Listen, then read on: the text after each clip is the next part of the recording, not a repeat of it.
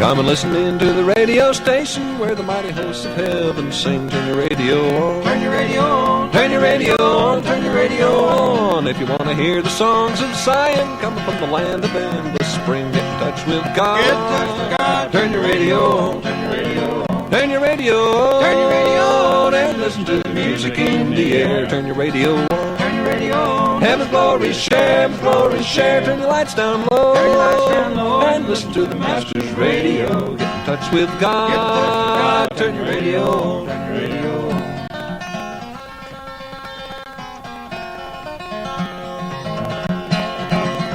Come and listen in to the Gloryland chorus. Listen to the glad hosannas roll. Turn your radio on. Turn your radio on. Turn your radio on. Turn your radio on. Get a little taste of love eternal. Get a little heaven in your soul. Get in touch with God. Turn your radio on. Turn your radio on. Turn your radio. Ladies and gentlemen, turn your radio on. I have come here to chew bubble gum and kick ass. And I'm all out of bubble.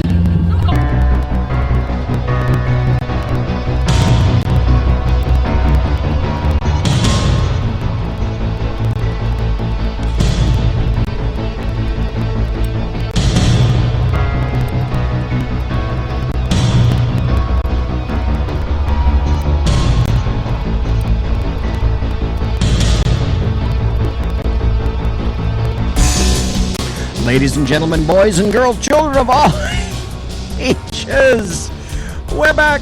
I'm back. We're back. I'm back. It's back. He, she, and it are back. There, I just did all the conjugation I possibly could. Let's turn that down just a bit. So, I can't tell you how glad I am to be back. You know, I love Las Vegas, but I like being in this studio a hell of a lot better. So let's do it. Ladies and gentlemen, boys and girls, children of all ages, welcome to the Bloviating Zeppelin's Berserk Bobcat Saloon. You can belly up to the bar.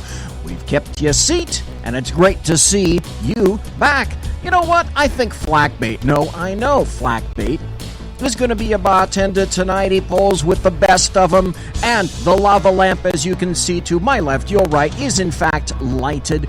We don't water our drinks, just like we don't water our conversation, politics, religion, crime, culture, economics, race, sex, science, law, all of that.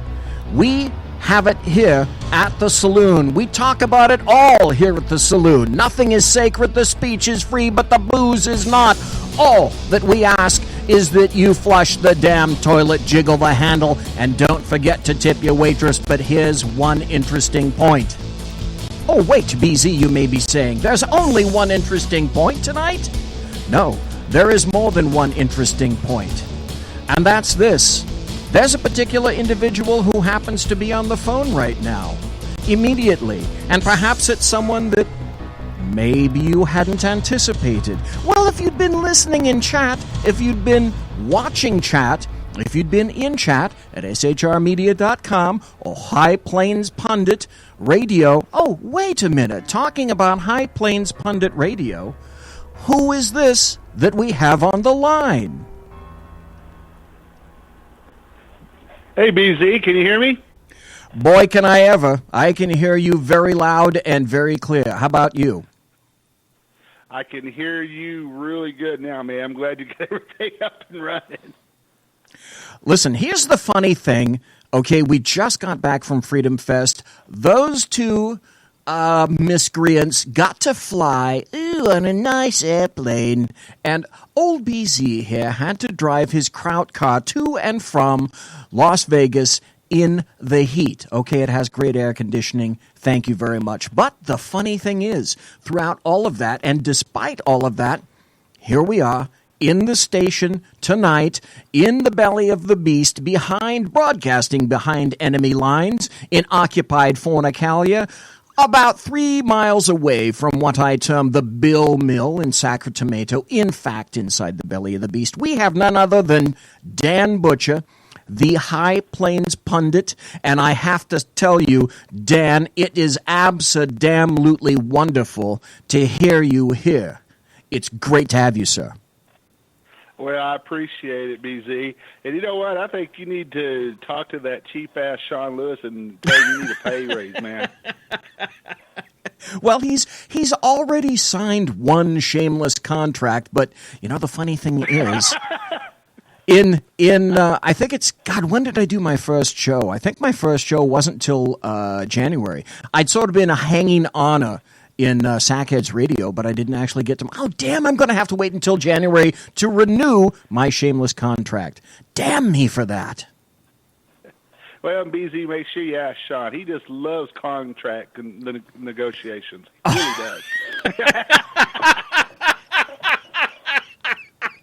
Wait, Dan. Is there something expressed or implied in that statement? I really wouldn't know. I guess you had to be there at the meet. Anyway, I don't know anything about that. No matter what you're saying, I have to say it is absolutely wonderful, wonderful, wonderful with a capital W to see you back. It's absolutely stellar. And well, Mrs. Butcher let me out of the basement for a few minutes, and let me out of my cage so I could come on tonight for a few minutes. Well, number one, you sound absolutely fabulous. I don't know if anybody has said that or not, but if not, let me be the first. Well, thanks, BZ. I appreciate it. Just one question, and I do know that, in fact, you're going to have to go in not too terribly distant future. We had something important in the Senate, and thank God that you called today, and I thank you again for doing so, because you are the perfect person to bounce this back and forth.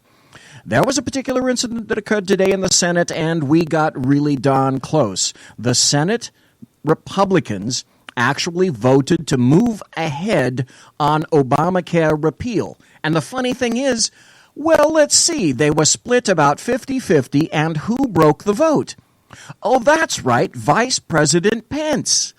Is it not sad, Dan? How sad is it that it's almost a split 50-50 vote before we can even decide we're going to talk about health care? This is just to talk. This is not to vote on a bill. This is just to talk about health care. Well, people don't realize how. Let me tell you how precarious this was today. Oh, yes. You can be critical of John McCain all that you want to. Now, I will absolutely tear anybody apart that questions John McCain's military service. No. Now, his record as a United States Senator, no, that's fair game. That's politics.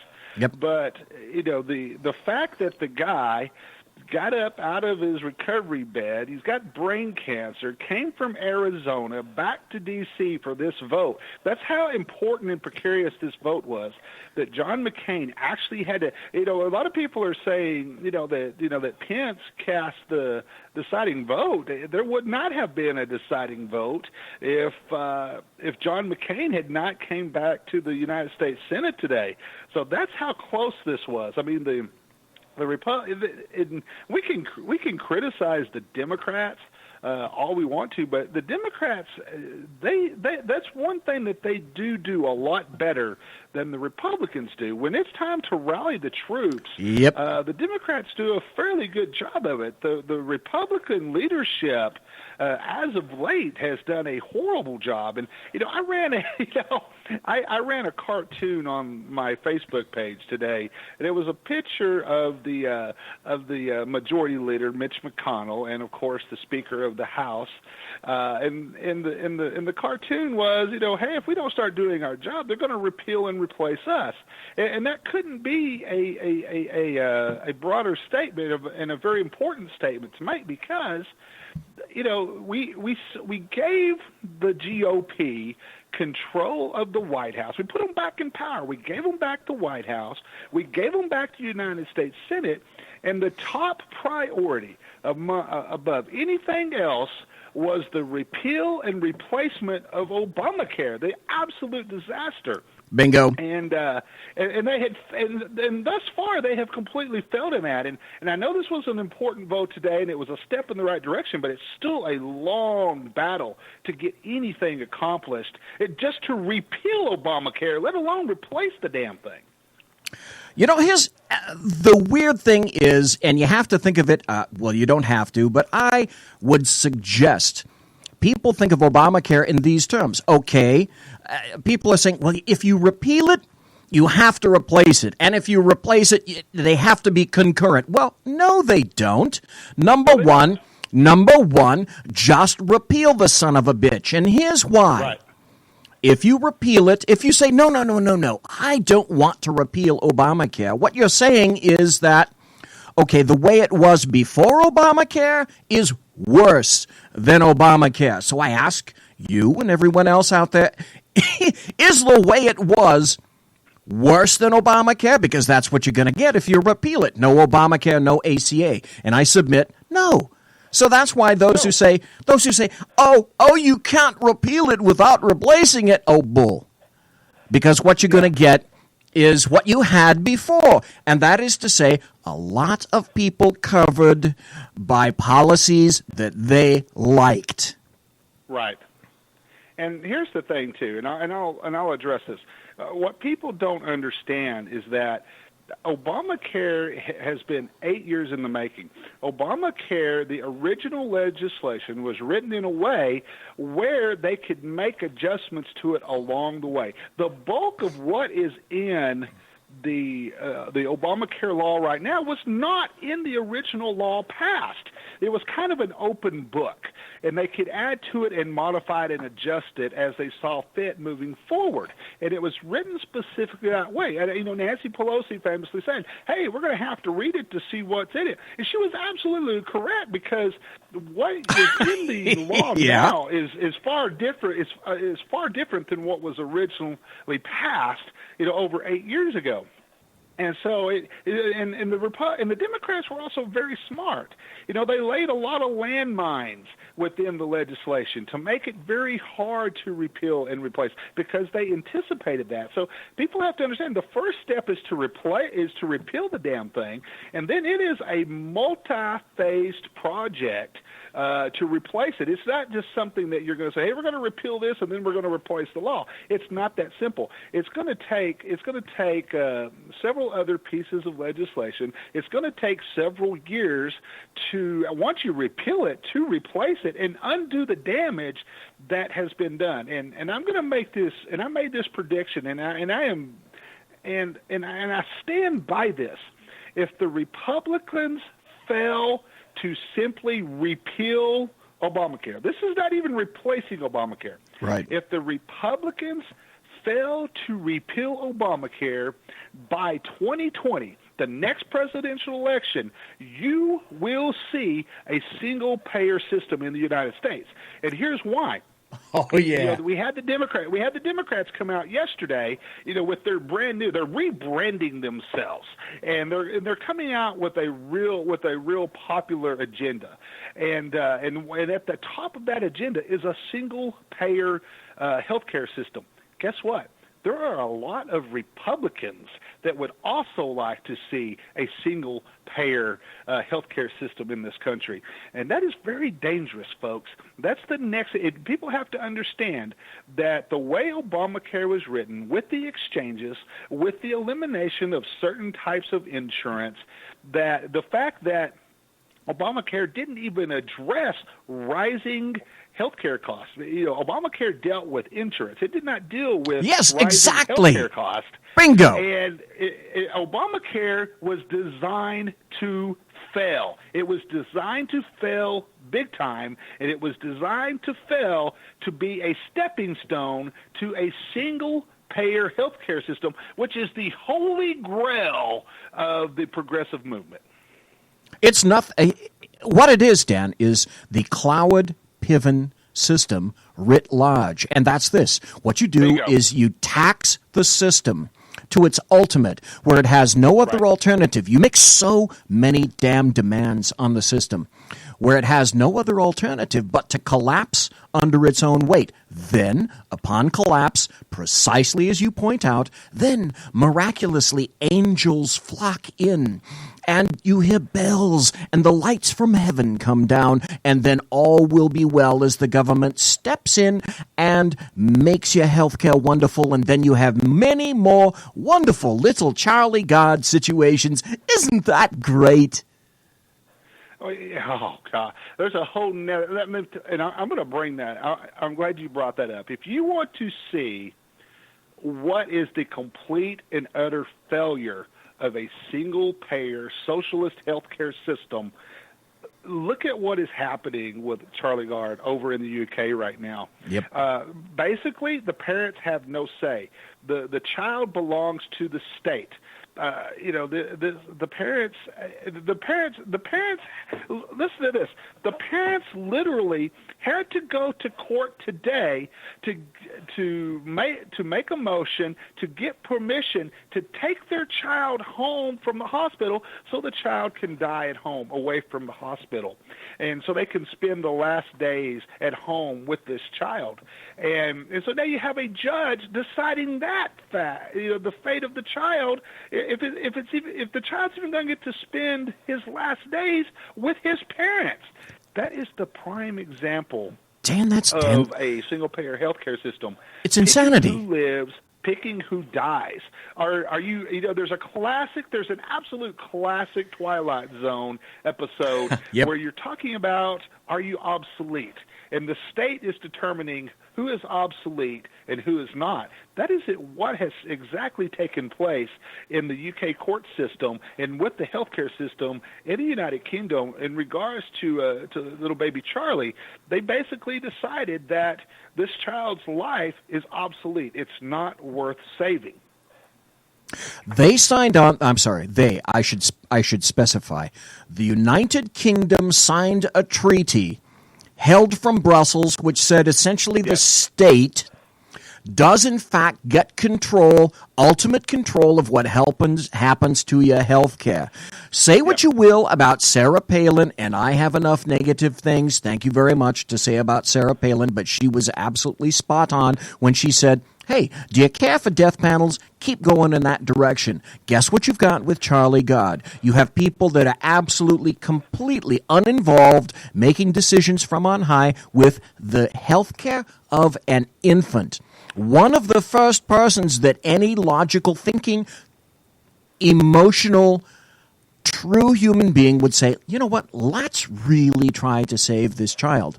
When in fact they decided, again from on high, that they were not going to give as many options as they possibly could for them to even leave the country to seek medical assistance from the United States and or other countries. That's insane. That's insane. That's a death panel. If you're going to kill infants in that fashion, well, hell, I'm sure as shit gone. And then guess what? Everybody gets older, and you and you and me and you will all be there one day, including the architects of the ACA. Oh, but wait, Dan, wasn't it the architects themselves that said, we don't have to abide by Obamacare? Oh, and while we're at it, let's excuse some other people who contributed to Obama. That would be General Electric. That would be Tesla. That would be other people that contributed to the Obama campaign. Odd. Isn't that odd?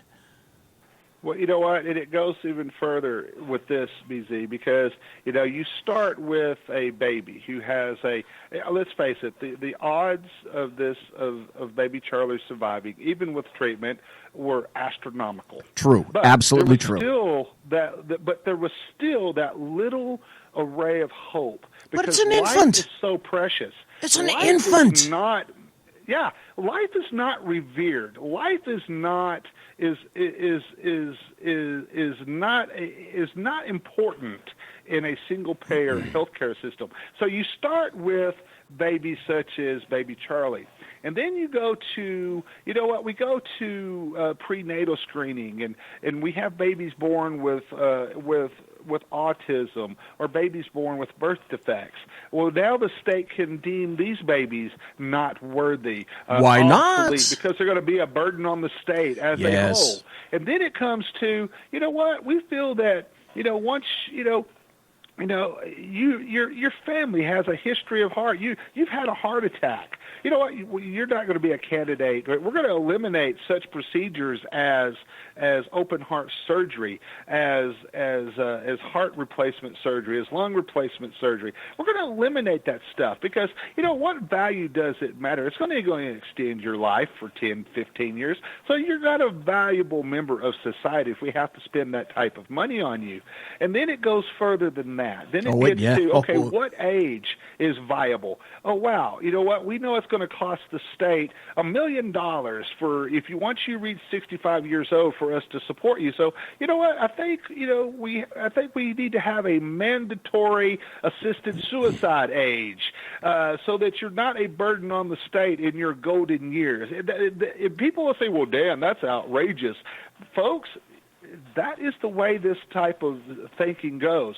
And if you don't believe that type of thinking has existed in the history of the world, go back to World War II. Go back to the thinking of the Third Reich. Go back to the thinking of the Nazis and Adolf Hitler and what the master race was supposed to be. Folks, that is the type of stuff that a single-payer, universal health care system like that will lead to. It will lead to the extermination of all of what the state considers obsolete people. But Dan, it goes even further than that because you have to do what I call the logical extension. And the logical extension is this. What happens, not when, but if we break the human genome? And it's found out that you can find in the womb male, female, and then you can discover all the genetic defects that particular infant has. There's going to be someone somewhere, ladies and gentlemen, who's going to determine at that age whether you can carry that child to term, because it will be determined. It's a fiscal judgment then at that point. It will be like Ford weighing whether or not we're going to replace the gas tanks in the Pinto because it turns out that it's actually cheaper to let people die than it is to change the gas tanks themselves. So it may be cheaper to just let your infants die and not allow them to come to term than to prognosticate in the future, well, you know what, your child's going to have Downs. And then your child's going to get cancer at the age of 10, ad nauseum. That's where we're going with single payer. Look to Europe. Do the logical extension. I can see no other future than that. And you, sir? And BZ, I will say that is happening. You're starting to have those type of discussions now. Just this past weekend, you had Al Gore, who was, you've probably heard that people have advocated sterilization, population control type ideas as far as controlling birth rates and stuff like that. It goes further than that because what the progressives consider global warming to be a greater threat than terrorism. And you had somebody like Al Gore who was giving a talk this past weekend, and he was talking about, introducing, we need to teach people to control their birth rates. We need to, in the name of population control, because we need population control in the name of preventing climate change. We have too many humans on the earth that are causing climate change. And you know what? If we were to eliminate a few humans, unviables, we could, let's introduce sterilization. You know what? The one child policy in China, that sounds like a great idea. You know what? Let's try to institute that worldwide through the United Nations in the name of population control to eliminate and help reduce climate change.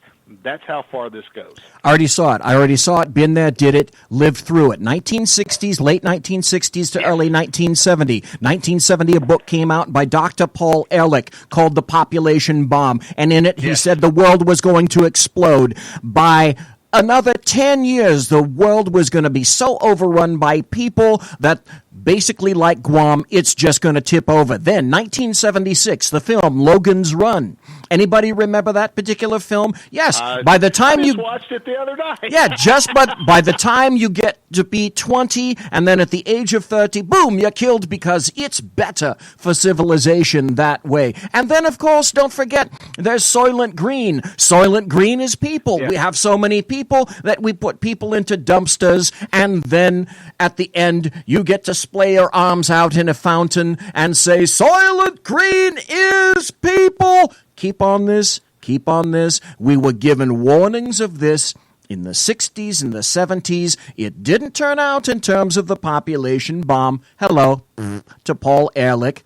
And then science fiction already predicted where this is coming. Hey, how about Rahm Emanuel? How about his brother, Ezekiel Emanuel, who says, well, you know, yeah.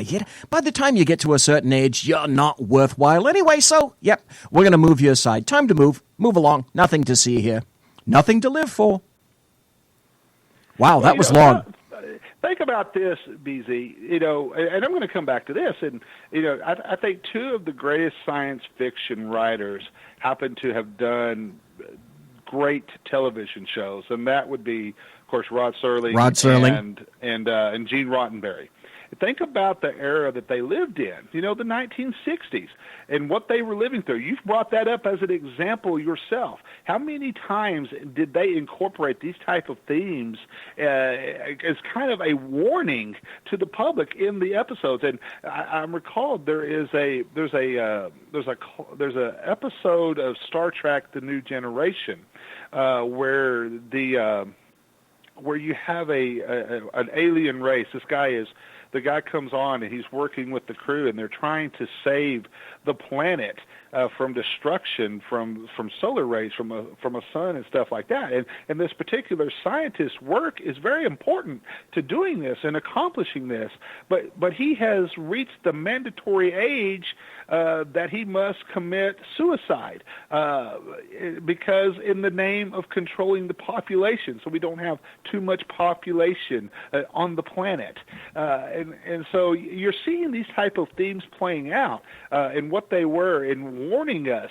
Of course, you have classic books, 1984, etc. Yep. People talking about this, and people like you and I, we try to carry this on today, folks. If people that have been reading my website long enough and been listening to me on the air for many, many years now know that I absolutely decry, I hate, I detest conspiracy theories. I love to blow them out of the water, and I love to expose conspiracy theories.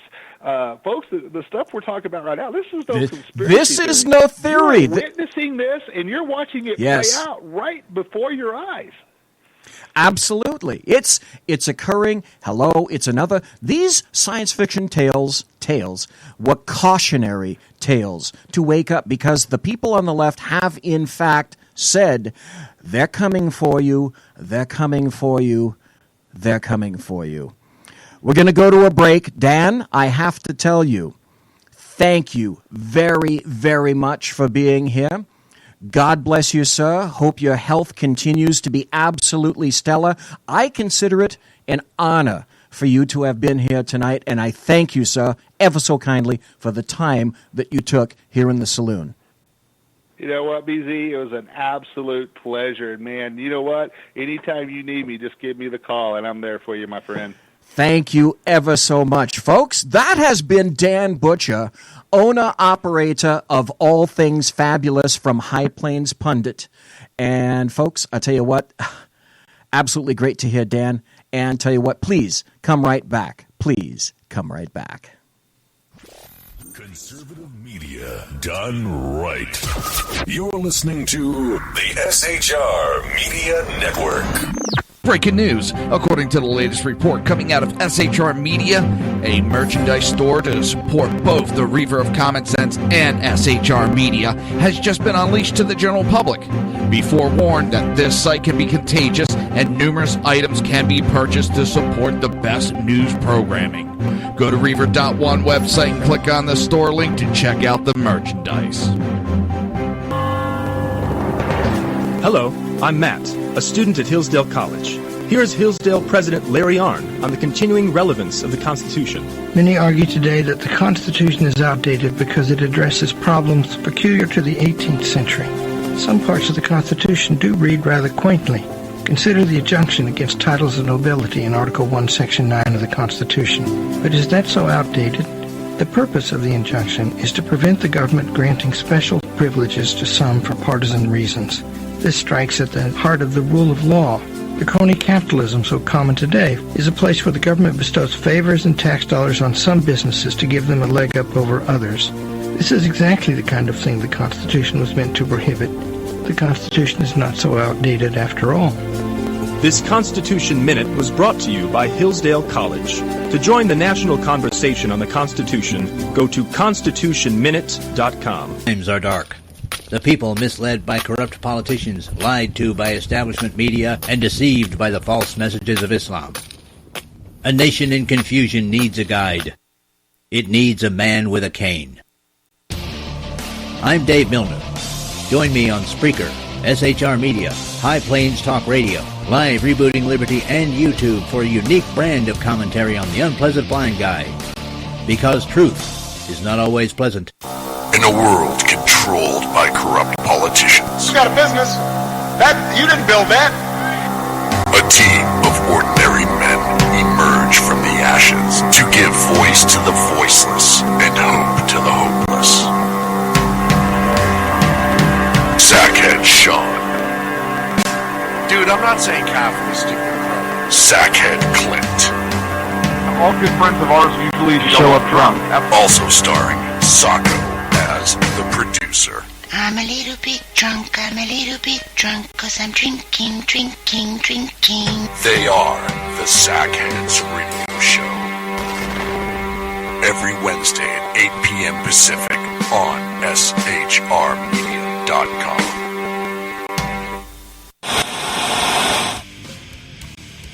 Beware, the Jersey Takeover is here.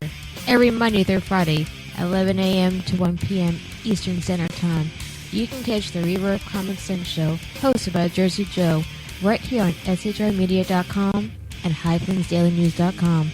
Only Jersey can deliver hell like no one else, so consider this your fair warning.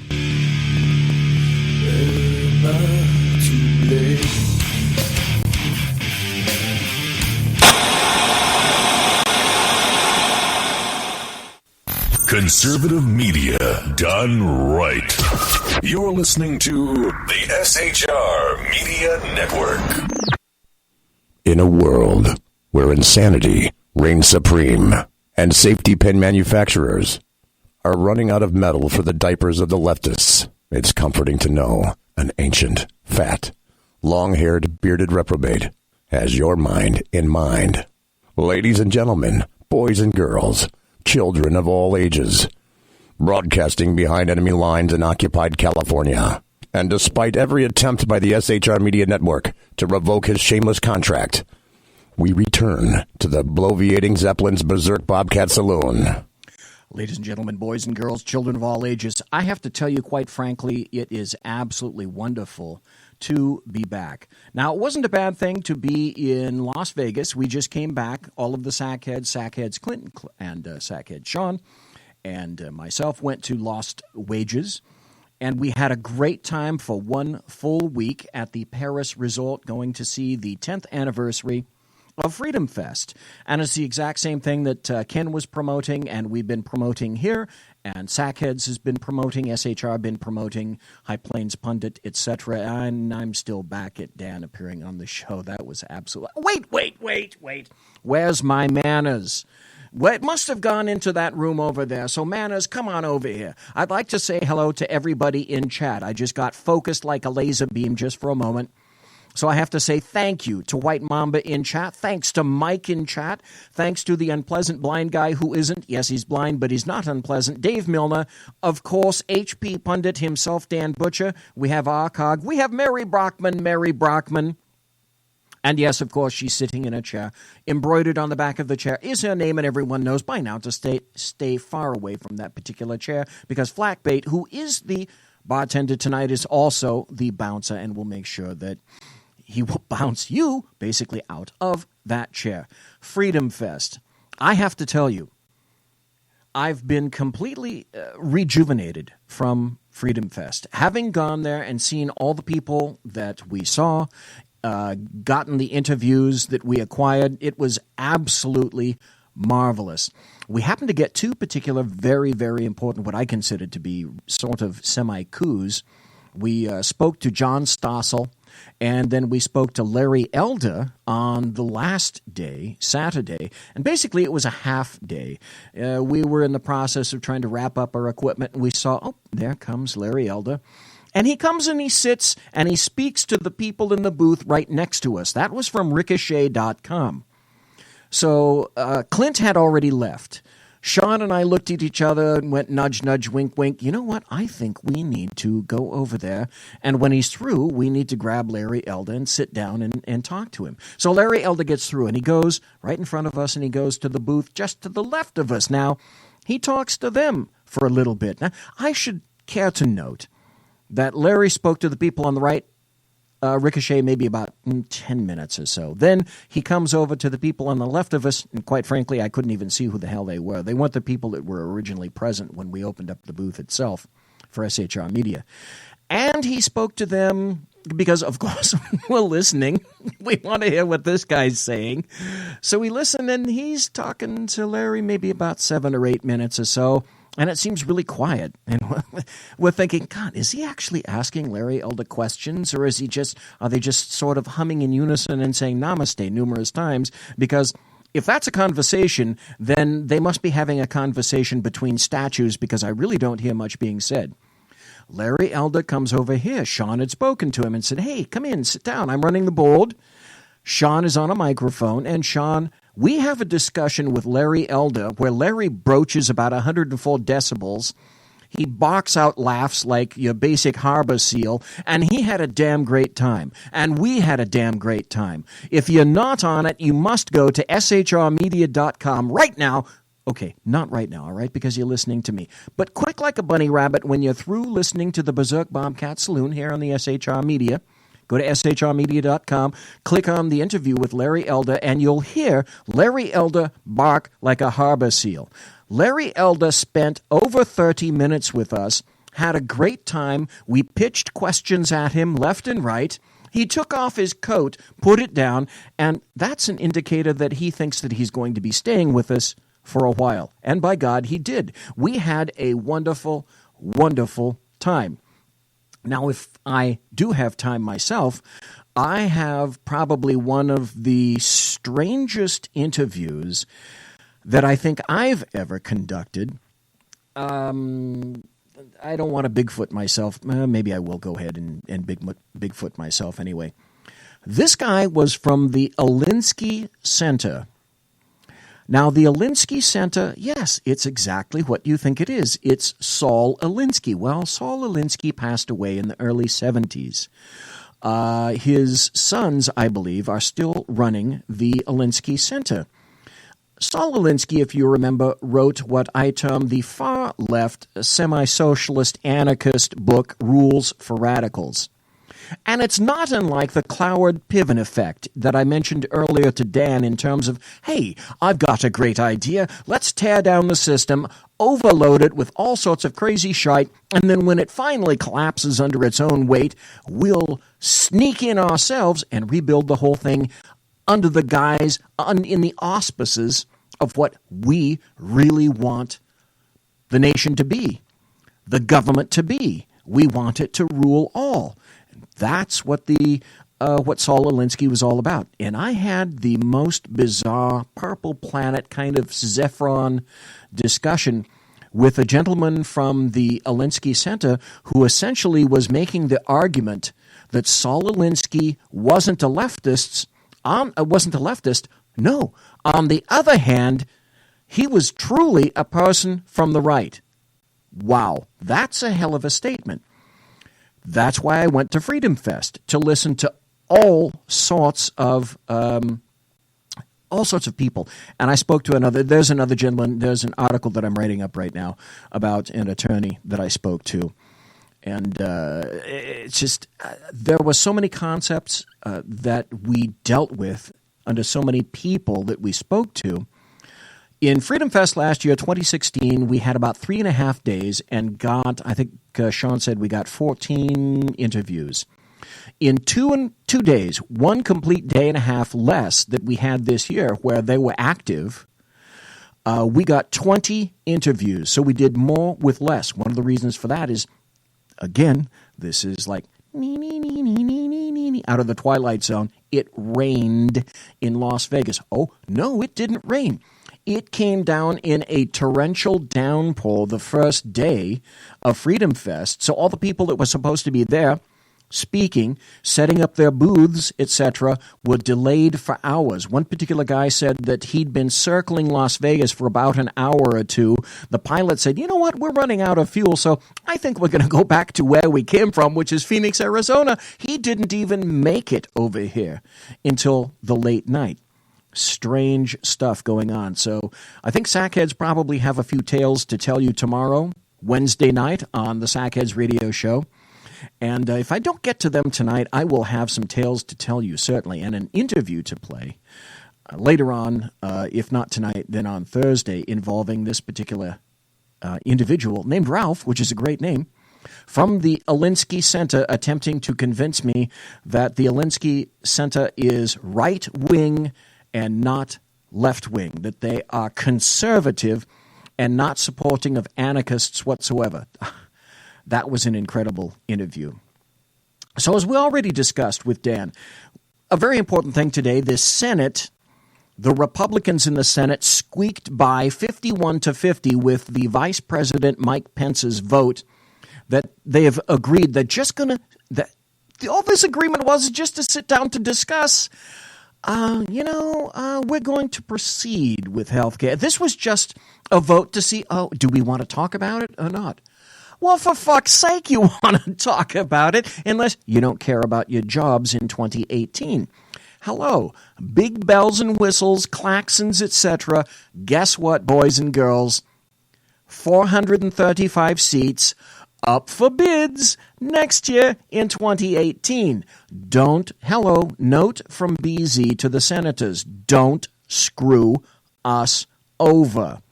For this reason, and I know you have a history, Republicans, GOP. Here's your history. 1928, that was almost the last time that you had all three areas. You had the White House, you had the House, you had the Senate.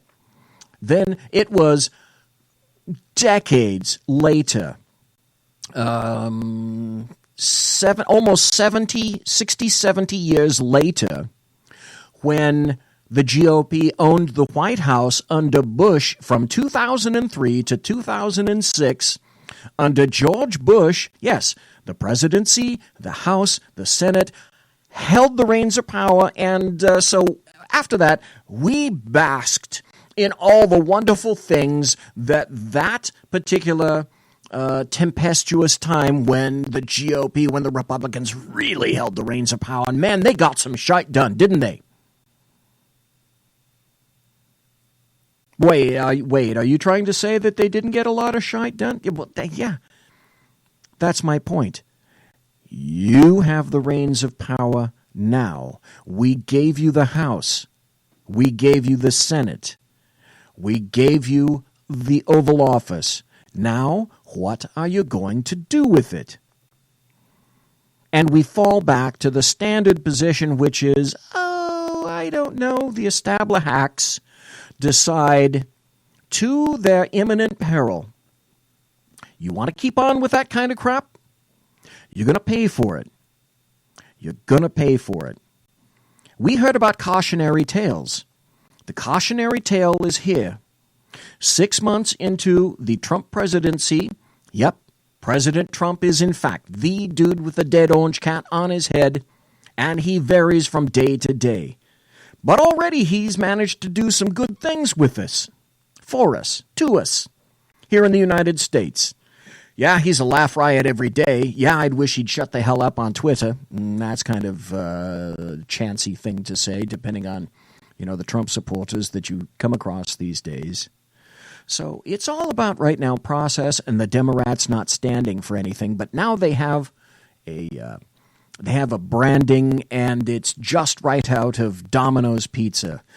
You can find out what the hell that is. Here's an interesting story. I haven't heard it mentioned very much, but while going through all the stuff around the saloon today, and I look at all the newspapers in the saloon, and I have to brush them off occasionally, here's a story that says this. It's like, oh, really? Again, you can't write crap like this. Here's the headline. Report. Debbie Wasserman Schultz's IT manager, information technology manager, arrested fleeing the country. Are you kidding? Don't you remember the DNC servers were the ones that the FBI purposely, oh wait, I'm not supposed to say that, didn't go into? And this dude was in charge. He's the IT vendor for the DNC. And so they caught him trying to leave the country. Here's the article. Imran Awan, the Pakistani IT vendor of Debbie Wasserman Schultz, the former chairwoman of the Democrat National Committee, was arrested by the FBI while trying to flee the country today, according to a Fox News reporter. What does that tell you? Any red flags coming up? Is this? It's like this is just one of those little buzzer cushions in your seat when you sit down and gives you a little electric jolt. Fox News Capitol Hill reporter Chad Pergram tweeted about the arrest at Dulles International Airport, which he said stemmed from bank fraud charges. So Chad tweets out, he says, Representative Rep. Debbie Wasserman Schultz, D. Florida, fires IT Imran Awan arrested at Dulles on bank fraud charges. Then he says feds, UCSP, picked up Imran Awan at Dulles Airport last night as he was, quote, trying to leave the country. He has been arraigned, surrendered his passport. Now, according to Pergram, Wasserman Schultz responded to the news by terminating him. Wait, the buttery goodness, are you telling me that until he was arrested, you had every confidence in this guy? Well, why wouldn't you? He's the guy that somehow got the FBI to not look into the servers. Who knows what the hell he did to the servers? Neither does the FBI, because they didn't look either. And only when he got arrested that, maybe I need to terminate him. All right. The investigative unit of the Daily Caller News Foundation reported on Monday, yesterday, that Imran Awan and other members of the Awan family were already under investigation by both the FBI and Capitol Police for, quote, seriously, potentially illegal violations on the House IT network, unquote. Woohoo! Good times. According to that report, the Awans had rented their former Washington, D.C. area residence to a family while they departed for parts unknown. After discovery that they had left smashed computer hard drives and other computer equipment at the Lawton, Virginia home, the Awans tried desperately to retrieve them before they were seized by investigators, going so far as to threaten and sue the renters. The contents of the hard drives is unclear, but Imran Awan and his brothers are reported to have provided services as IT vendors for several House Democrats.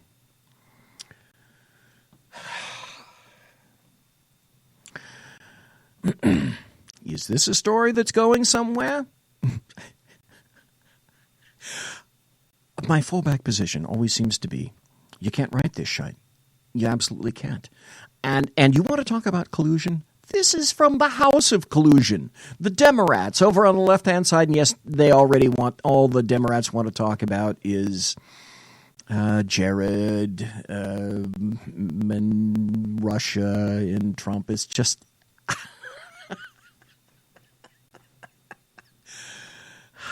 But you have to ask yourself this also. See, that's why you listen to me here in the saloon. To hear stuff like this that you're not going to hear on other media venues and channels. Okay, here's another one from Zero Hedge. Now, I enjoy reading Zero Hedge. Tyler Durden writes some interesting stuff. And he writes, just a day after reports emerged that the FBI had seized a number of smashed hard drives. Now, stop. I got about 7 more minutes till the top of the hour. Now, stop. Why would you smash hard drives in the first place? Oh, wait. Maybe it's the same reason that you would want to smash laptops on the Democrat side, and that's to make sure that people don't get to access information that you don't want them to know. And yet, that matters not. Do what I call the logical extension, the BZ logical extension, and the reversal, which is this. What do you think would have happened had members of the GOP and IT persons who were under contract to the GOP were attempting to get, and then in fact did, smash laptops so that other persons could not access that information, and then were trying to threaten people to get to the smashed hard drives because there's obviously information in there that they don't want people to see. Then Gateway Pundit weighed in and said, breaking, former Wasserman Schultz IT staffer Imran Awan arrested at airport while trying to flee U.S. But you see this broadcast far and wide on ABC, NBC, CBS, MSNBC, CNBC, CNN. Thank God I know my alphabet. No, you really don't see it much, and you're not going to hear it spoken about on CNN. Why is that? That's because they have an agenda, and they can't go on against that agenda. But when you have people that attempted to destroy hard drives, are not all the bells and the whistles and the klaxons going off in your brain? It is unclear what connection these allegations have to the Daily Caller News Foundation's reports of smashed hard drives and laptops, now seized by federal authorities. Stop.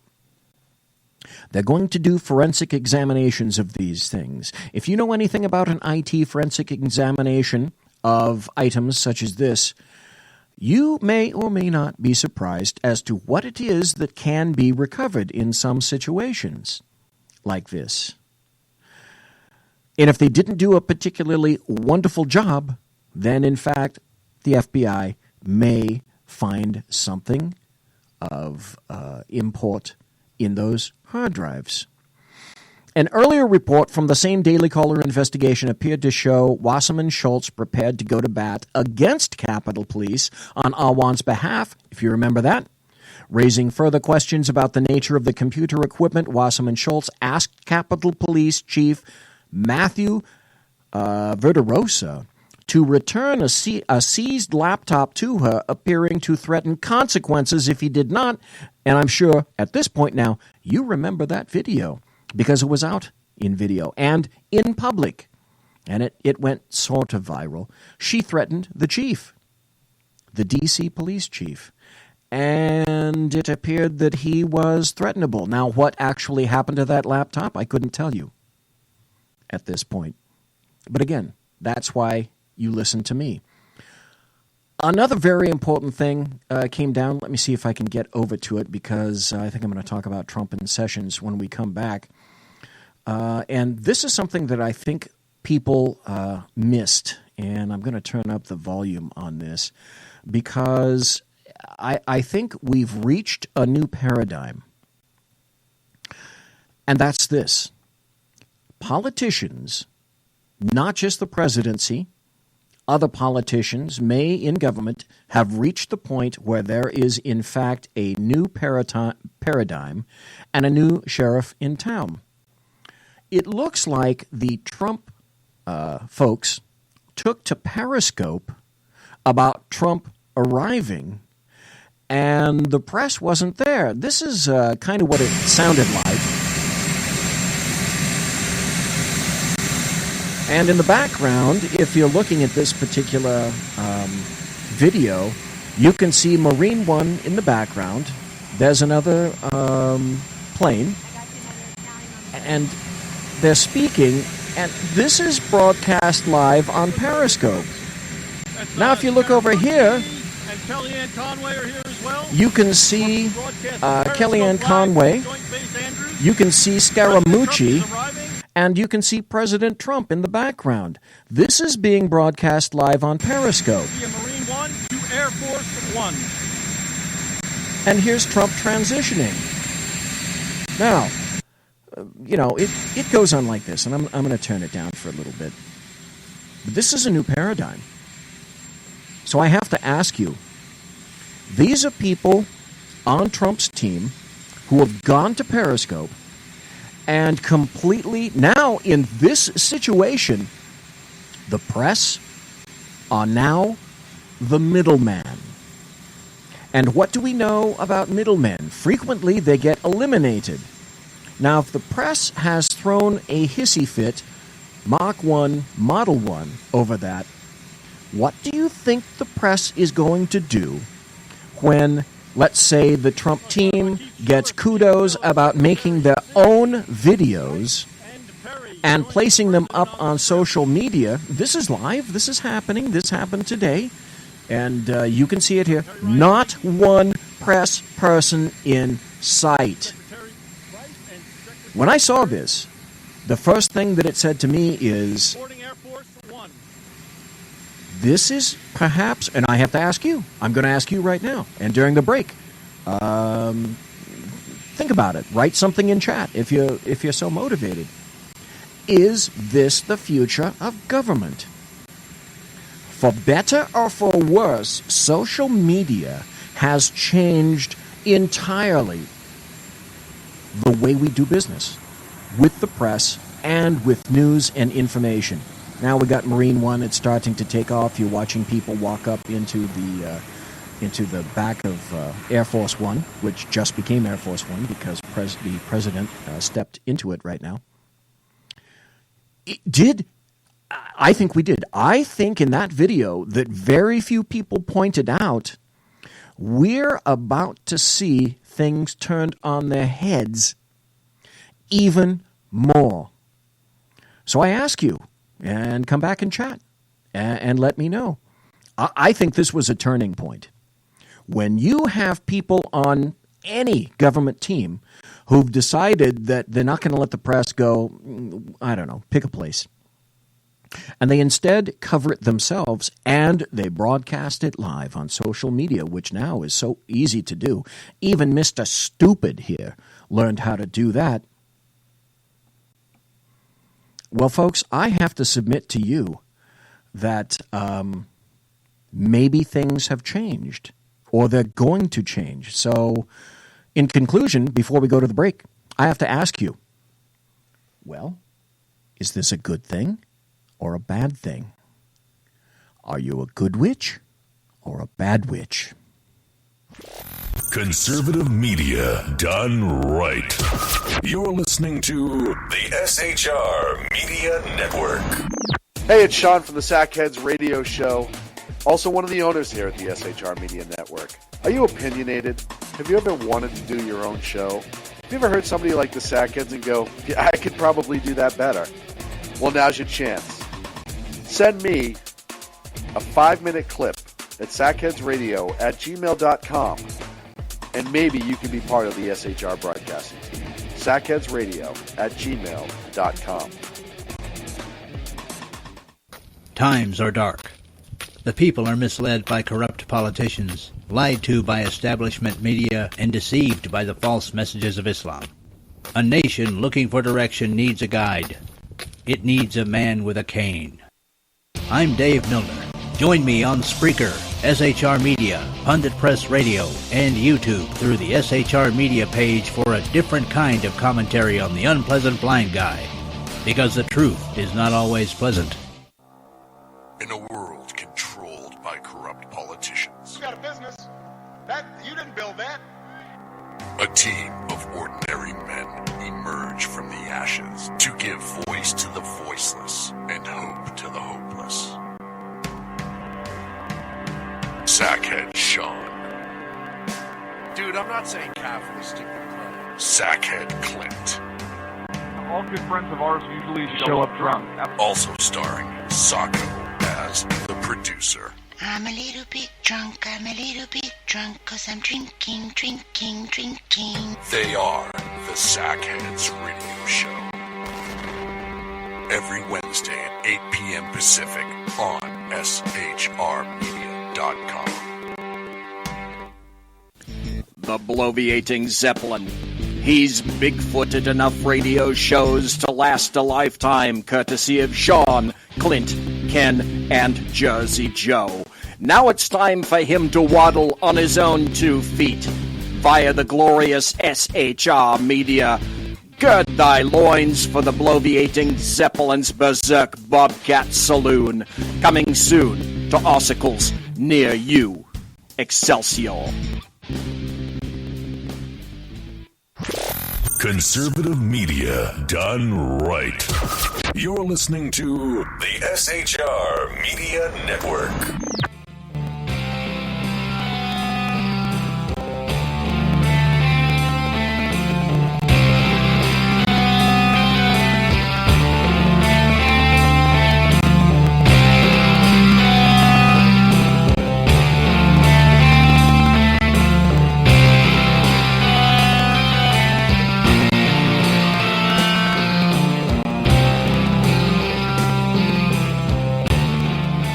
Well, welcome back. We up. My God, it's 9:05 on the left coast, and after midnight, the witching hour on the right coast.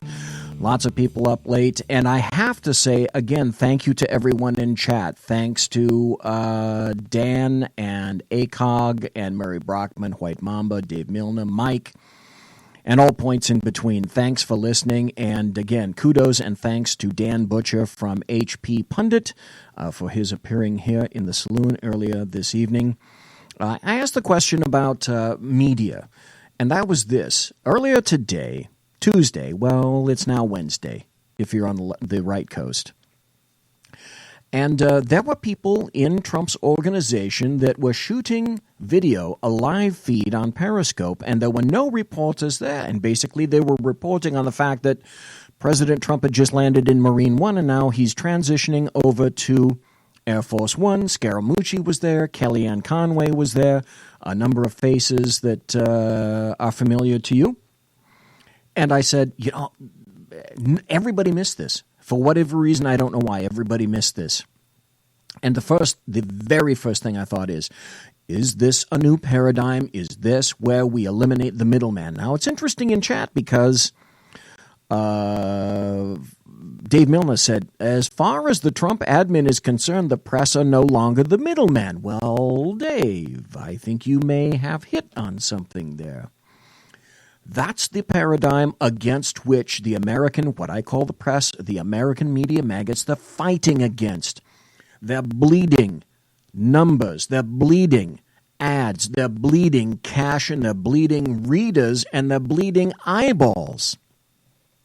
Except for the dumpster fire. Now, here's the interesting thing. MSNBC, its numbers are coming up, and I think it's all about, just as Sean and I discussed a couple of days ago, it's about some of the people, and including Rachel Madcow over at MSNBC. People are watching because they want to see the dumpster fire. It's like an accident on the freeway. And we call it rubbernecking on the left coast, and apparently they call it the same on the right coast, is there's an accident. You got to see how heinous it is. What actually happened in that accident? Well, I'm just going to look, and the first thing you think is, thank God it's not me or any of my friends that are in that accident. And it's the same thing with MSNBC. I think the ratings are going up because everyone wants to see, hey, whose trash is getting burned in the dumpster over there? Well, I know. I'll go see. Here's an interesting point, though. Did you notice When you look at the results, the figures that are coming out, CNN is not gathering all those viewers, all those eyeballs. No, it's MSNBC. And boy, I have to tell you, that abso-fucking-lutely grates in the craw of everybody over at CNN, including our good friend Jeff Immelt, the CEO over there. Let's see. I have a choice now. I want to transition over to some things involving just the absolute raging insanity of leftists. But there are some other articles about that. And, people were asking in chat, well, BZ, what do you think? And, Dave Milner says Dumpster Fire TV. Now there's a cable channel name. But I think it's true. Like it or not, I do believe that the paradigm has shifted and the middleman is being pushed aside, and it's all because of social media. Now, for Trump, that could be good. He was already pushing in that direction anyway. That was pushback, and the American media hated it. Moreover, they've hated it because they don't have the power and control over Trump that they had over all the other GOP candidates, all the other 16 candidates that fell by the wayside last year. And for the most part, Trump doesn't care. I think he cares a bit. I think he cares a lot. But he enjoys it when he's in control, and the American media maggots hate it. They despise it because they are not in control, and they cannot make him jump like they knew they could have made, say, Jeb Bush jump. Or they could have made Mitt Romney jump, etc. You know what I'm going to do? I've only got 50 more minutes left, and I think I'm going to forego some of these things. I wanted initially to talk about Trump and his little tete-a-tete with Jeff Sessions, and then Trump. I said this long ago, and I'm going to throw it out for the people that are listening live right now, listening in chat, and if you happen to be listening in podcast, fuck it. Let's talk about it right now, because I already brought it up. Trump is having a terrible day or week between himself and Jeff Sessions. It's said that Trump is very irate over Jeff Sessions because he recused himself initially from the investigation of Russia, etc. In that particular regard, I have to go along with Trump. Then most recently, Trump said that he's disappointed in Jeff Sessions because he did not pick up an investigation and specifically state that he was targeting Hillary Rodham Clinton because of the server issues, the emails, etc. But fucking wait. What was it that Donald Trump said at the beginning of his term? Did he not say something similar to, when asked and prodded, so, tell me, President Trump, are you going to go after Hillary Rodham Clinton? Do you remember what his response was? It was, no, not particularly. So, with that in mind, how is it that you can say to Jeff Sessions, who I think is a pretty good guy, but his personality is everything but forceful. You can see it in his innate demeanor, in his voice, etc. He is not a presence. He's a good guy. He's a good man. And don't get me wrong, he's doing a hell of a job with immigration, and he's doing a hell of a job with MS-13 and the various gangs that are up in the Northeast. An excellent job. And as a matter of fact, just because of that, and he hasn't even really tackled the issue very much of sanctuary cities, which I really, maybe I'm a bit impatient. But he seems to be doing a good job, but he's not doing the job that President Trump wants him to do. But my issue with Trump is, good God, sit down with the man, decide what you really want him to do, and then if he doesn't do it, fine. Do whatever you wish. You're the president. But don't give him conflicting messages and give him a chance to succeed. He's doing a pretty damn good job, and I think he wants to continue to do a good job for you right now. That said, I was not a fan of Jeff Sessions. I was a fan for AG of somebody like, I know, I'm going to get a sword through my neck, or, somebody's going to take the pike from Vlad the Impaler and run me through. I frankly would have preferred Giuliani. Well, now there's an issue. There's an article from the New York Post that says Trump may be considering replacing Sessions with Giuliani. So again, I'm going to throw it out to everybody out there that's listening to me right now live, or if you're listening, if you're in the chat room right now. Okay, so question. What does Trump do with Sessions? Does he say, Jeffy, sorry, don't really care for you, never really did care for you, and you're to the curb? And then, if so, it's an if-then equation. If he does that, then who does he choose? New York Post seems to think that Rudy is waiting in the wings. I'm not so sure. And I'm not so sure that I would particularly enjoy seeing Jeff Sessions kicked to the curb. Now, I'm not going to go into this very much right now because, again, I want to transition over to leftists. I think I'm going to pick this up on Thursday. Sackheads is not going to do it. I don't think they're going to go right there. There's an issue with Robert Mueller. And there's a particular video cut or two that I want you to listen to with regard to Robert Mueller and the things that people are discovering about Robert Mueller and what to do with him. Because, again, there are two very disparate arguments about Robert Mueller. Let him go. Let him go. And then the other argument is Trump is saying he's way, way, way out of his bounds. I'll tell you what, let's hold that for Thursday because that's something that I'd like to sink my radio teeth into. Don't really have the time to do it right now. Let's talk about leftists. Let's talk about being a leftist mother. Let's talk about a leftist mother who, for all intents and purposes, as far as I'm concerned, it certainly looks like she hates her male children. I can't. This is going to be sort of a rather crude summary. But an article came out about a particular leftist mother, and to summarize it up, I can't think of any other way to wrap it up other than to say she was and is attempting to mind-fuck her sons. And at this point, you may be saying, oh, my God, BZ, you're continuing to say bad words in your room, and you ought to moderate this. And yeah, maybe someday I will. But what's this all about? It's about a leftist woman and her two teenage sons. It's involving her own family. It's an encapsulation of the situation of people involved close to her.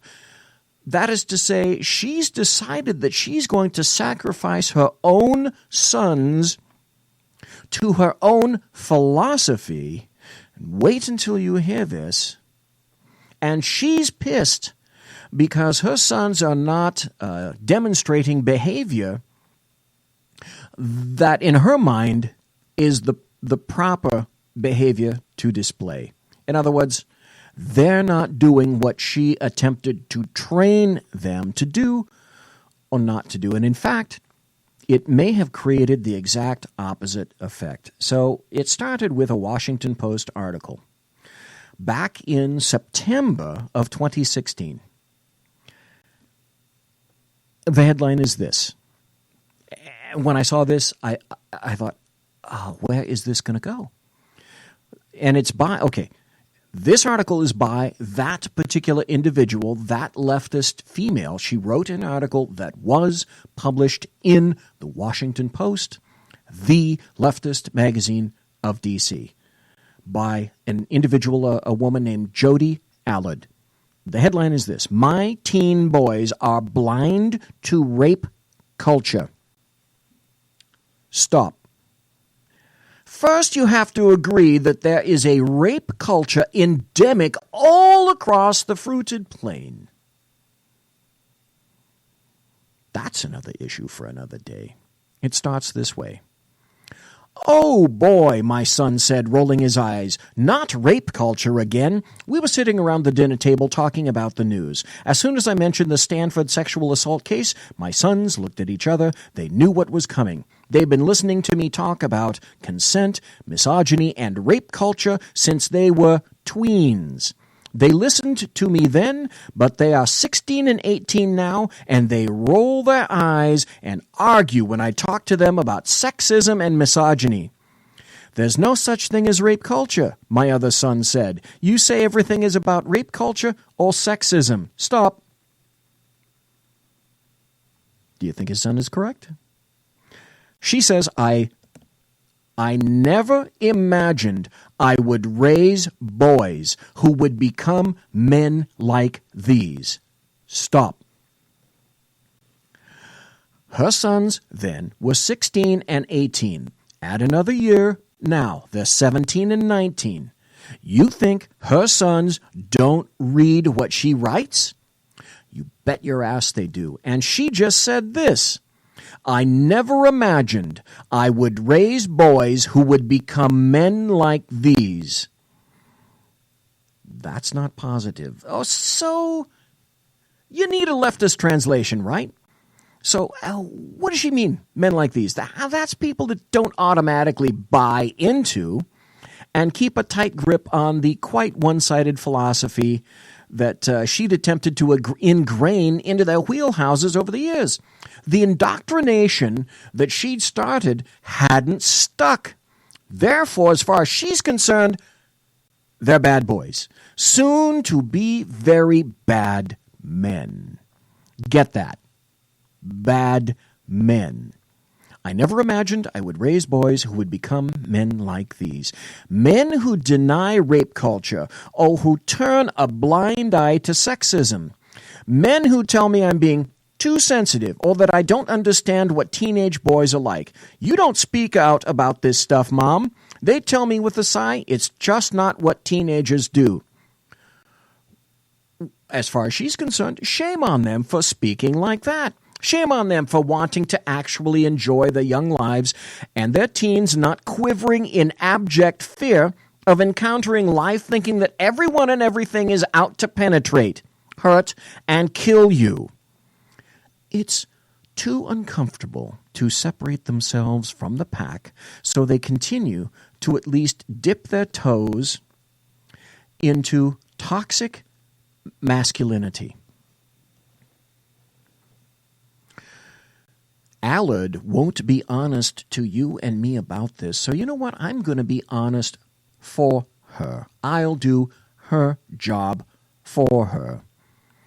What she means has nothing to do with situational toxicity. She means that all masculinity is toxic.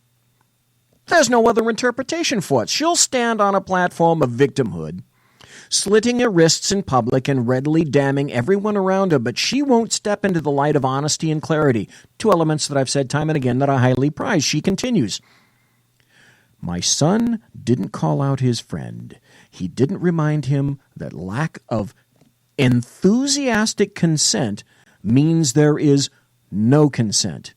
He didn't say a word to him about consent at all, other than to ask the initial question, and that inaction hung heavy in the room between us. My sons, who are good boys and who know all about consent, do not speak out about consent. Not when it's uncomfortable. Not when it might jeopardize their social standing. My sons, who hate hearing about their own privilege, nestle inside it like a blanket and accuse me of making up its existence. There's a transition, and it goes like this, and I've said it before. First, I said it about sexuality and homosexuality. And now it's applicable to every SJW, social justice warrior topic. And the trend goes like this. You have to transition from first tolerance. Then you have to transition to acceptance. And then you have to transition over to advocacy. So now if you're not an advocate for fill-in-the-blank topic by leftists, you're evil and you are now an ist or an ob yourself because you are not an outright advocate. It's no longer acceptable to tolerate. It's no longer okay to accept now if you're not an active advocate for each and every leftist social justice warrior issue. You're going to go to hell. Leftist hell. So you have to be. You're subject to all possible means of belittling, shame, censorship, or even violence, justified as it would be by the superior sense of leftist righteousness. Even in this case, the public, this is astounding. The public shaming and the potential destruction of Alad's, in this case, a leftist woman's, her own children.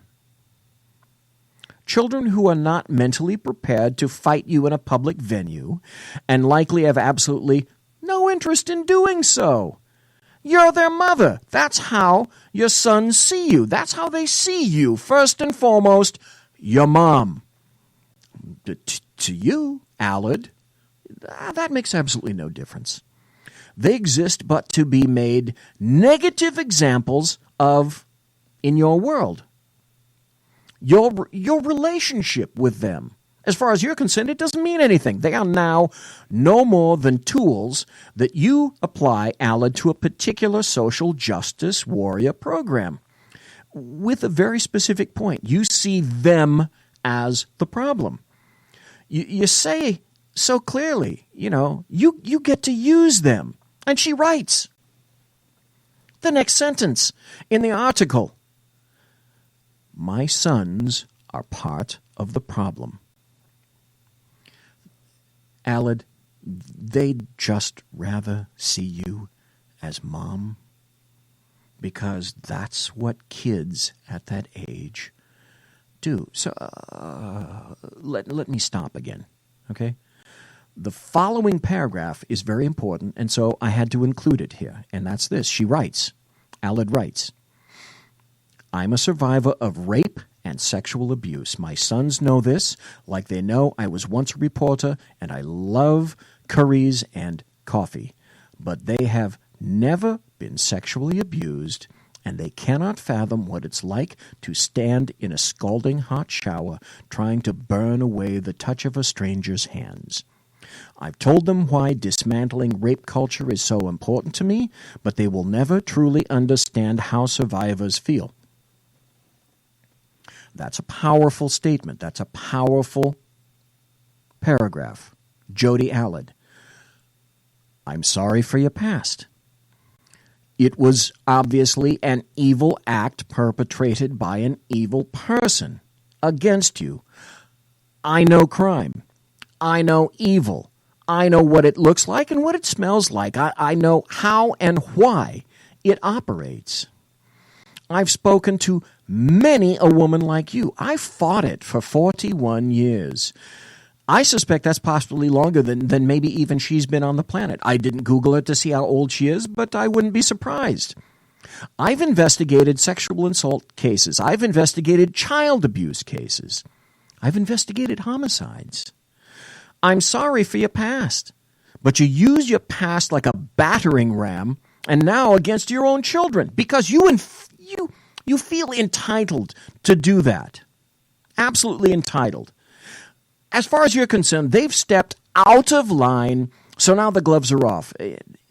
I sense something more here, and I think it's very dark, and it's very disturbing. I sense that you really wouldn't mind if your sons experienced something precisely like you did. More on that later. I'm going to come back to that.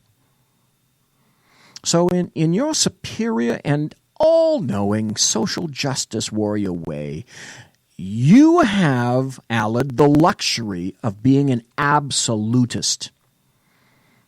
I had no such luxury whatsoever when I investigated these crimes, because on whomever I focused, I had the potential to truly destroy, utterly and with finality. Your current ability to destroy, in fact, pales to my past abilities. I had the power of incarceration and the complete removal of most freedoms whatsoever to place people into an environment that I'm going to go into again before the end of the show. You, Alad, however, you're under no obligation like that at all. You don't have that responsibility.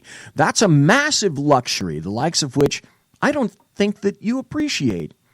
I also think that you don't appreciate the truth. Violent crime in the 1990s, when I was active in detectives, was absolutely booming. Since that time, crime and rape trended down markedly. It is only now, since around 2014 or so, right around in there, beginning to trend back up for entirely different reasons than in the 1990s. And rape is not one of the crimes that's trending up like, say, shootings, violent crime, homicides, etc. I'm going to let you all in on a dirty little secret, too, right now, that no one wants to talk about. And I'm going to give it to you listening to me right now, live in the chat room and in podcast. And I'm going to give it to Jody Alad, too. And that's this. Roughly 40% of the rape claims of women investigated by my department in the 1990s were false. Occasionally up to 45, sometimes 50%. I'm going to social justice warrior Hades just for even hinting that, much less saying that in public where it's immured forever. Regrets, guilt, untenable social positions, any number of reasons. But I was told, and we were told in the bureaus, the particular bureaus, by our superiors, not to let this cat out of the bag. You mention it to nobody, and further, you take no action whatsoever against those pretenders who wasted our time, wasted my time, forced us and me to spend taxpayer dollars, your dollars, and usually ended up skulking out the doors with lowered heads, and rightly so. I was told it would have had a chilling effect. We were told.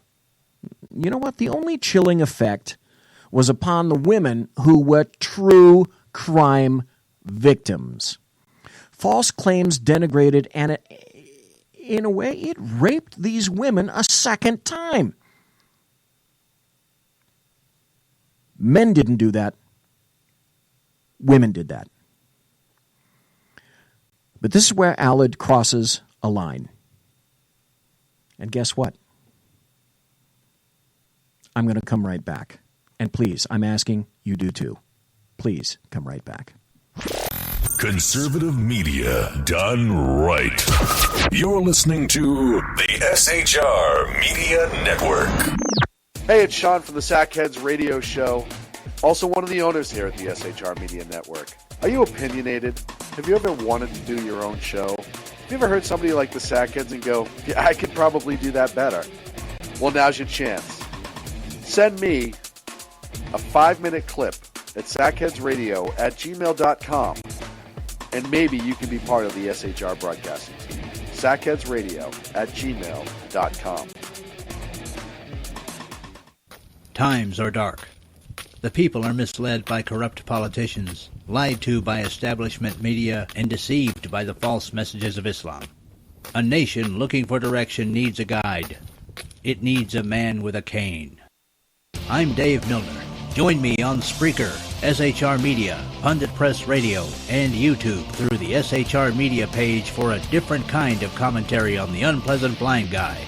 Because the truth is not always pleasant.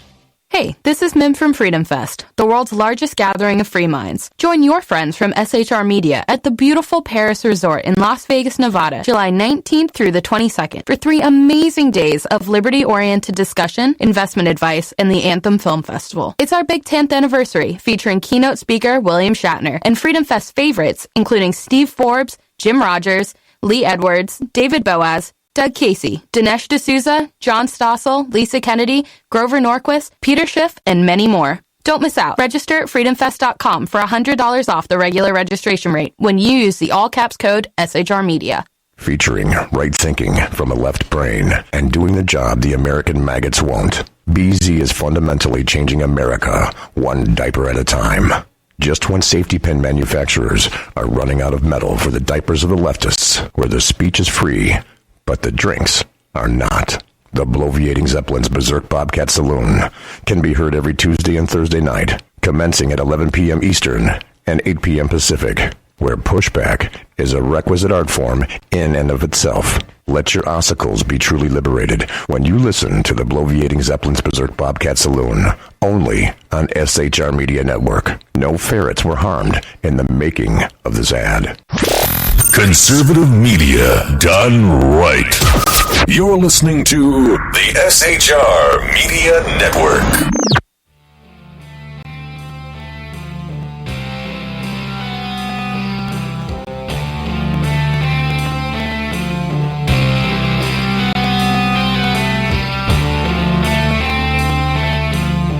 Ladies and gentlemen, boys and girls, children of all ages, welcome back. This is the final segment, of the Bloviating Zeppelin's Berserk Bobcat Saloon. It's Tuesday of the year of our Lord, July 25th, 2017. Some very interesting comments in chat about the issue that I was just discussing regarding Jodi Allard and her decision to say that essentially, and wait for it because it's coming, that her sons are rapists. Are you kidding me? White Mama says, and the rape victims I know didn't report their rapes. And he also says, and very few male rape victims ever report being raped. That's the truth. Let me tell you, I know for a fact during my tenure there were. They didn't want to make any reports whatsoever. Now, I told you before we left that Jodi Allard wrote something that I said crossed the line. That's this. I wanted to believe that sharing my experience with them would make them understand, and even more important, that understanding would breed action, but that's where the disconnect arose. My sons understood as best as teenage boys can, but they aren't willing to sacrifice their own comfort for my sake or for anyone else. When it comes to speaking out against rape culture and questioning their own ideas and behavior, they became angry and defensive. Wait. There's more. Not all men, they remind me, and my guts wrench as my own sons mimic the vitriol of 1,000 online trolls. They remind me, that phrase. Not all men, that phrase. And she says it's trolling to dare to possess the temerity to remind women that not all men are rapists. This is where Allard becomes absolutely unhinged. You revel in your own damage, and you're damaged. In the final paragraph, you don't have to go these places, you don't have to do these things. You've decided willingly and freely that you're going to. And this is her final paragraph. She says, and in this broken system, anyone who isn't with us is against us, particularly and especially men, even my own sons, even yours. It's not enough to teach our sons about consent. We have to encourage them to have the courage to speak out against rape culture too. Okay. There's more. Since that article in September of last year, Jodi Allen decided that she's going to double down on the attacks on her sons. She's doubling down on the attacks on her sons, her very own sons. And she wrote a recent July 6th article in rollreboot.com. Let me repeat that. It was an article in rollreboot.com. That's called a fucking clue, okay? That particular website. And now she's writing another article. And she's pointing her finger at her sons. How and why? Well, how about the title? The headline is this: I'm done pretending men are safe, parenthesis, even my sons. She starts it this way: I have 2 sons. They are strong and compassionate, the kind of boys other parents are glad to meet when their daughters bring them home for dinner. They're good boys in the ways good boys are, but they are not safe boys.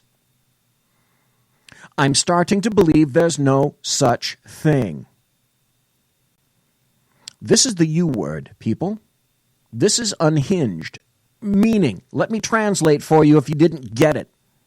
Meaning, my sons are rapists. They just haven't raped yet. But they will, because they are men. That's exactly what they mean. Don't doubt that for a second. She writes, I wrote an essay in the Washington Post last year during the height of the Brock Turner case about my sons and rape culture. I didn't think it would be controversial when I wrote it. I was sure most parents grappled with raising sons in the midst of rape culture. That's an amazing assumption. Okay, again, not one toe in reality. Okay, I'll wager most parents are not thinking their sons are nothing more than rapists in waiting. Because that's what Jodi Allen has just said. As far as she's concerned, her very own sons raised under her roof by her are nothing more than rapists in waiting. One of my sons was hurt by my words, although he never told me so. He doesn't understand why I lumped him and his brother together in my essay. He sees himself as the, quote, good one, the one who's sensitive and thoughtful, and who listens instead of reacts. He doesn't understand that even quiet misogyny is misogyny, and that not all sexists sound like Twitter trolls.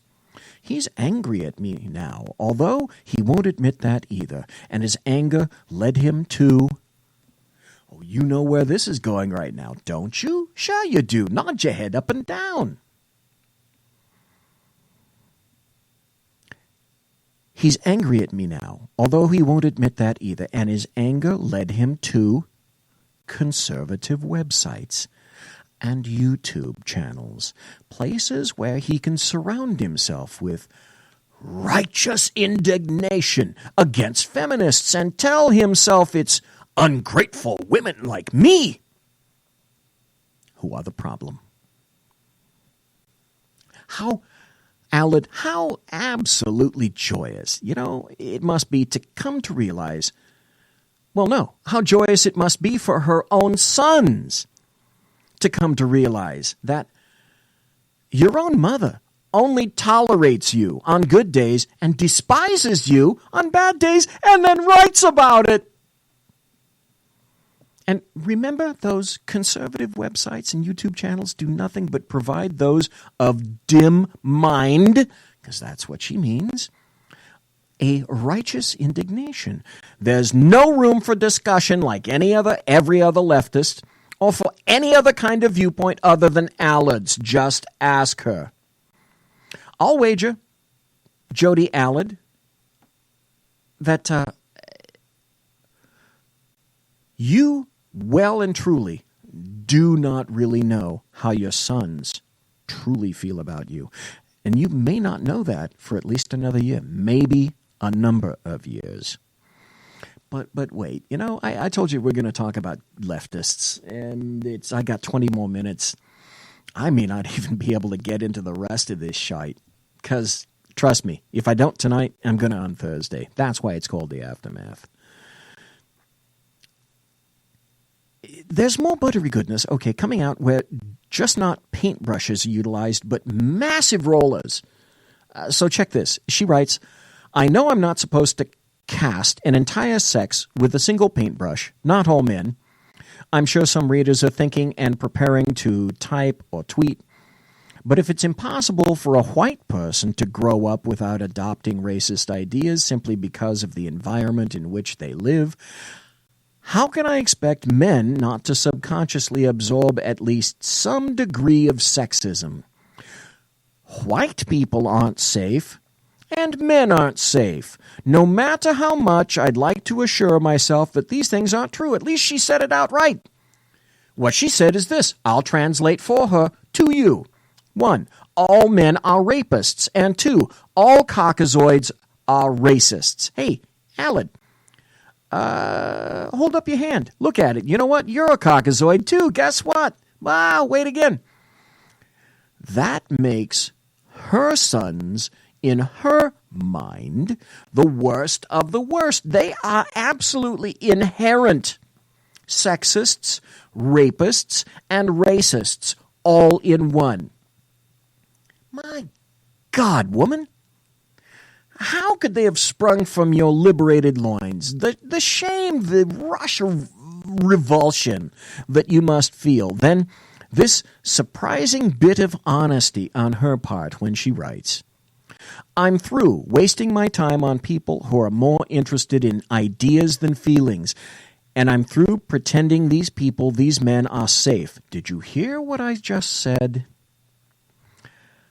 Translated, facts mean nothing. Feelings mean everything. Do you get it? Let me read it again because she finally said it out loud. I'm through wasting my time on people who are more interested in ideas than feelings. Meaning that feelings are more important than facts. Her articles, Jodi Alad's articles, they need to be read.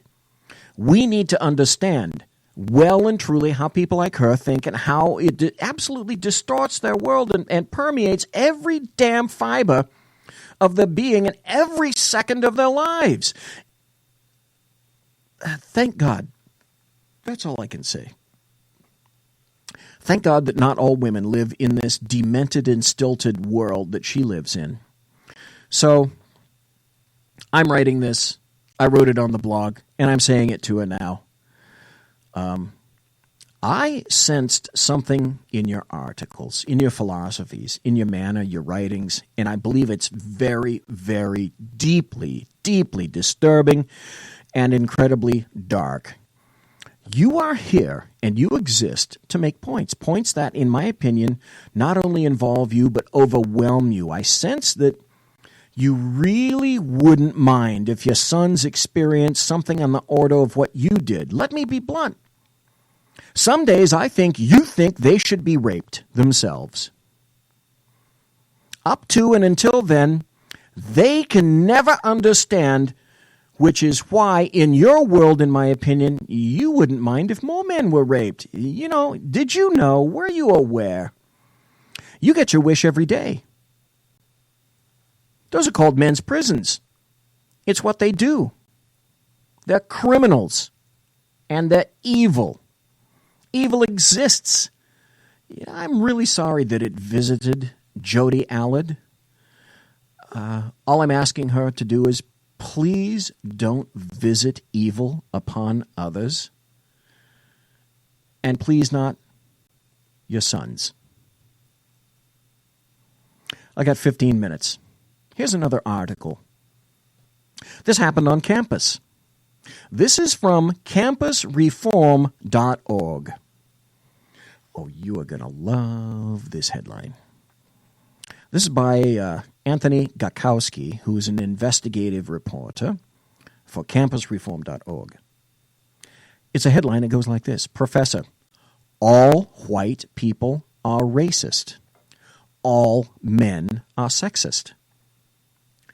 A Georgetown University law professor recently declared on social media that all white people are racist and all men are sexist. Preston Mitchum even told Campus Reform that simply being part of any dominant group when it comes to race, gender, sexuality, etc., contributes to the oppression of other groups. Now, I'm looking at a tweet from this guy at Preston Mitchum, and it says this, in 140 characters, how great is that? Yes, all white people, in caps, all white people are racist. Yes, all, in caps, men are sexist. Yes, all cis, CIS, people are transphobic. We have to unpack that. That's the work.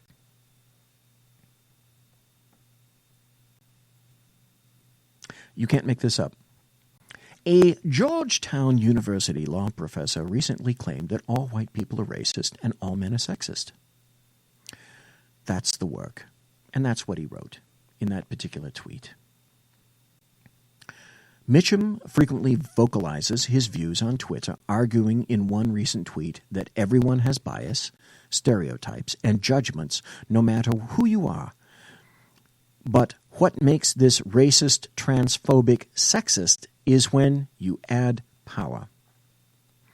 And he writes in a tweet, everyone has bias, stereotypes, and judgments, just as I wrote. In another tweet, he says, if you're a part, A-P-A-R-T, you're a professor, learn to fucking spell, moron, of any dominant group when it comes to race, gender, sexuality, etc., you contribute to the oppression of groups, period. And so he expressed in another tweet his deep hatred, of course, because where are you going to go next? You're going to go to the police. He expressed his hatred towards police officers in this tweet. And it says, I really, really, really, really, really, really hate cops, he emphasized. Hate them. The power, the unfettered abuse, the narcissism. Hate them. Georgetown Law School recently hired Mitchum, causing him to boast on Twitter that he doesn't just annoy people online, but now he gets to be a, quote, an adjunct professor annoying people in real life. Well, that's something to seek out, isn't it, to annoy people in real life? Mitchum, expanding on his statements to Campus Reform, reiterated that any person who is a part of any dominant group when it comes to race, gender, sexuality contributes to the oppression of other groups. And it doesn't matter if they choose to do so consciously, subconsciously, knowingly, unknowingly, or with bad or good intentions. What makes something racist, sexist, transphobic, homophobic, etc. is when power and the ability to effectuate said power is added. He explained, saying, we must stop using this textbook definition of racism because it doesn't take into account real-world experiences of those who are on the receiving end of racism, people of color. What color is this professor? I wonder. Hey, a new film came out recently. Didn't it? Haven't seen it yet. Went to go see Valerian, something about 1,000 planets. Save your money. Special effects are great. Absolutely no damn story. But here's something great. You're going to love this. Oh, wait, am I still talking about leftists or movies? Well, I'll let you be the determinant of that. Here's something from the Washington Times, an article. Now, it's about Dunkirk, and this movie by Christopher Nolan just came out. He was the director of Interstellar and one of the big Batman movies, if I'm not mistaken. Dunkirk came out, and it's gotten a lot of good reviews. However, there's a review that came out in USA Today. Now, this is an author at the Washington Times writing about that particular article, and the headline, oh, for fuck's sake, you knew this was coming, right? Didn't you? What have I told you? Oh, you're going to love this. If you like the first two, you're going to love this. Here's the headline. Dunkirk review in USA Today warns, quote, no lead actors of color in World War II inspired film. Reviewer says lack of women and minorities may, quote, rub some the wrong way. Digest that for a moment, if you will. A USA Today review of Dunkirk is under increased scrutiny from industry peers for warning viewers that it lacks women and minorities.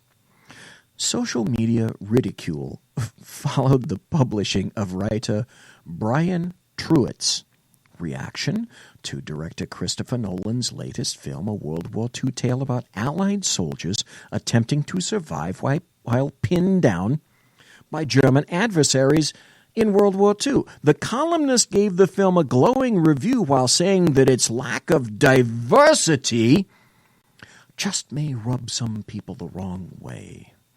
The trio of timelines can be jarring as you figure out how they all fit, and the fact that there are only a couple of women and no lead actors of color may rub some the wrong way, Mr. Truitt wrote Monday. Still, Nolan's feat is undeniable. He made an immersive war movie that celebrates blah, blah, blah, blah, blah, blah, blah, blah.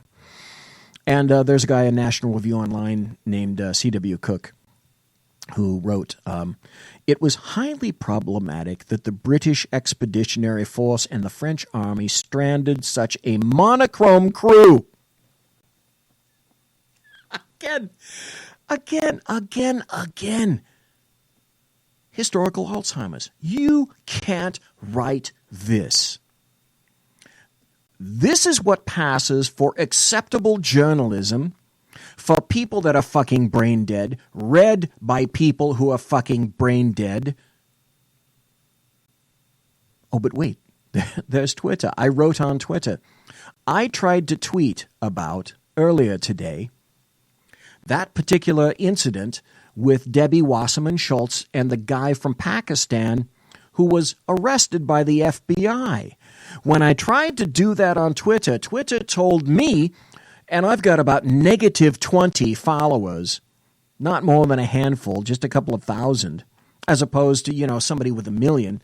And Twitter wouldn't let me make that tweet. It said, you're going to love this, I'm spam. Now, yes, I love Monty Python with the best of them, and that was a wonderful skit they did. But as far as Twitter's concerned, in the historical Alzheimer's category, old BZ right here is nothing but spam because they didn't like the topic. Facts. Fuck them. They can go to hell. Here's another great article. And if you loved Lindsey Graham like I love Lindsey Graham, if you love Lindsey like I love Lindsey, oh, what a gram. You're going to like this. The article. And I've got Lindsey Graham is asking a question, and boy, Lindsey, I got an answer for you. This is, let's see, I got about another 5 minutes left. This is, the headline says, Lindsey Graham, vote me out if you oppose amnesty and outsourcing. My first thought, yeah, Lindsey, you betcha. That's a can-do situation.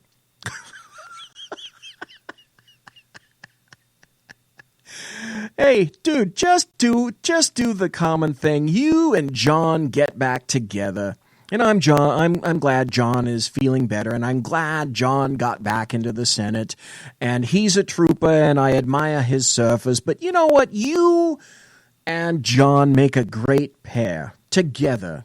Just do us all a favor. I've said this for years. Just be honest. Be clear. I value honesty and clarity. Do what John McCain wanted to do about 10 years ago anyway, and was this close to doing, changing his R to a D. Just change John and Lindsay. Change your R's to D's and be done with it. Just be honest. Be clear. I value those things. South Carolina Senator Lindsey Graham is urging South Carolinians to vote against him when they disagree with his support for a national amnesty, plus a greater inflow of foreign workers to take American jobs.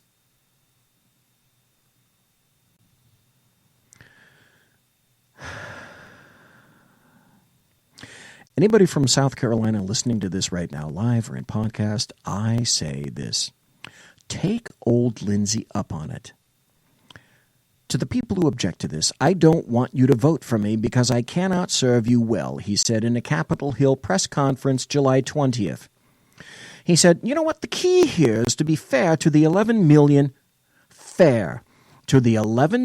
illegal immigrants, which he didn't say, he didn't call them illegal immigrants, starting with the 2 million younger illegal dreamers, but convince people we're going to do what our great friend, President Ronald Reagan, was not able to do.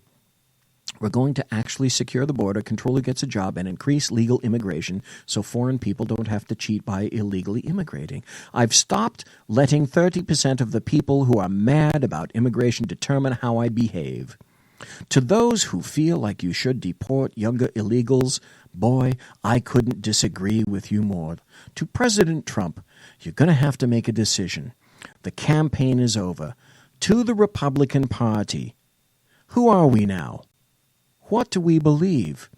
When they write the history of these times, I'm going to be with these kids. And so I ask the Republican Party, anyone who identifies with the Republican Party, people who are registered Republicans, and I am not. I am an independent. That hackneyed quote, the Republican Party left me. Well, as a matter of fact, the Republican Party left me their feet on fire. So to all of those people in the Republican Party who think this is the right thing to do, there's another year looming, and it's called 2018. And if you, GOP, if you think this is the right thing to do, well, I think you just may be very surprised. I have come here. Monsieur has been locked.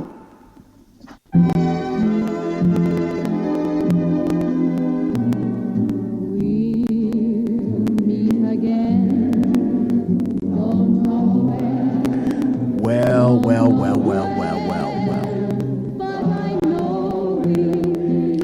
Ladies and gentlemen, boys and girls, children of all ages, thanks for listening to the Bloviating Zeppelin's Berserk Bobcat Saloon here on the SHR Media Network. If you want to contact me, wait another day. You can find me on Twitter at bzep and now on my blog at bloviatingzeppelin.net. And like I say, if you wait about another day, you can reach me at the new email address bz@shrmedia.com.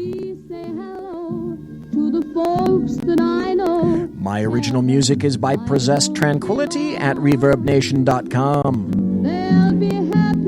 Promotional consideration by Lockheed Martin, Skunk Works, and the Boeing Company. If it ain't Boeing, I ain't going. Tiaras by My Little Pony.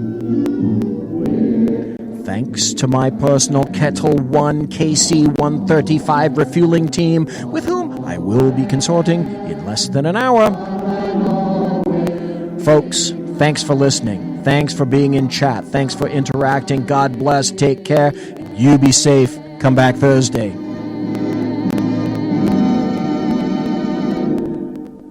Everybody quiet down now and get some sleep. Good night, everybody. Good night, Mama. Good night, Ben. Good night, everyone. Good night, Mama. Good night, Daddy. Good night, children. Good night, Daddy. Good night, Elizabeth. Good night, John Boy. Good night, Jim Bob. Good night, Jim Bob. Good night, Jim Bob. What's going on? I was asleep. What's everybody doing? Good night. Good night, Jim Bob.